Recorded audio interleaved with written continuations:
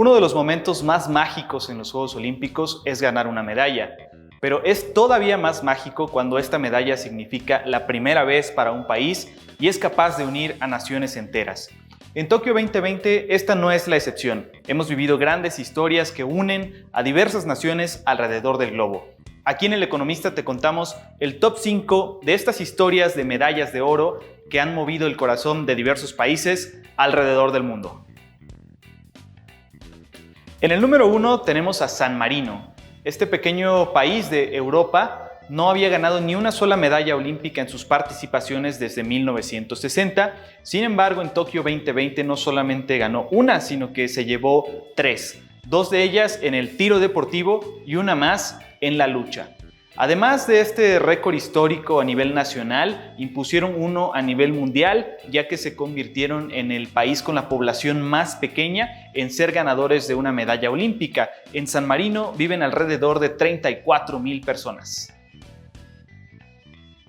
En el número 2 tenemos a Filipinas. Este país asiático no había ganado una medalla de oro en sus 97 años de participaciones en Juegos Olímpicos, solamente tenía 7 bronces y 3 platas hasta Río de Janeiro 2016. Sin embargo, la historia cambió en Tokio gracias a Hidilyn Díaz, una levantadora de pesas que se llevó el oro en la categoría femenil de 55 kilogramos y con esto puso también su nombre en la historia de Filipinas.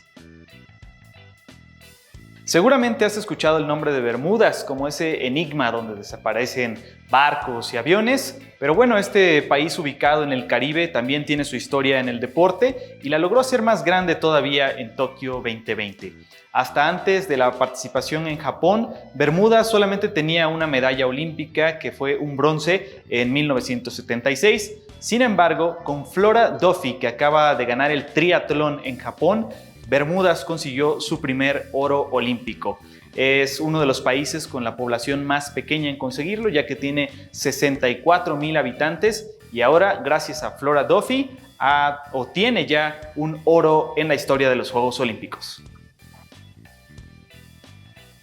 En el número 4 tenemos a Qatar, un país de la región árabe que empezó su participación en los Juegos Olímpicos recientemente en Los Ángeles 1984 y desde entonces hasta Río 2016 solamente tenía 4 bronces y una plata. Pero ahora en Tokio 2020 ha sumado 2 oros, ambos en el atletismo, y uno de ellos ha sido de manera muy particular, ya que fue un oro combinado, un oro compartido con un atleta italiano, que fue la primera ocasión que ocurre esto. Desde 1912 no se daba un oro compartido entre atletas y ocurrió ahora entre Qatar e Italia. De esta forma, Qatar, que es un país que ha evolucionado mucho en la inversión deportiva, sobre todo en el fútbol, ha hecho historia en Tokio 2020 al ganar sus 2 primeros oros.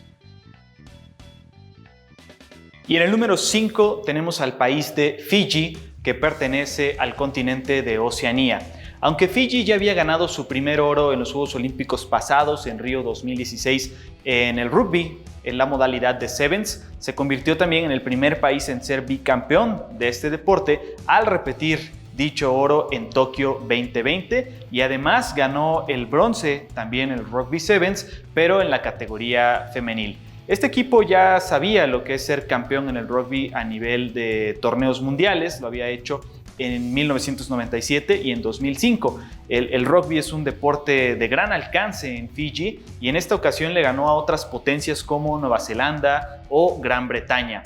El apogeo, la felicidad por estas medallas de oro en rugby olímpico ha sido tan grande que después de la presea en Río 2016, el presidente de Fiji ordenó que los jugadores aparecieran en los billetes de ese país.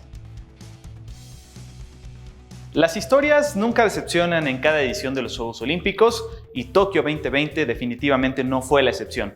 A pesar de la falta del público y también de las adversidades derivadas de la pandemia por el COVID, esto no detuvo las grandes historias, las grandes hazañas que retumbaron en los pueblos de todo el mundo, desde el pequeño San Marino hasta las playas de Fiji. Muchas gracias por continuar con la cobertura olímpica de El Economista.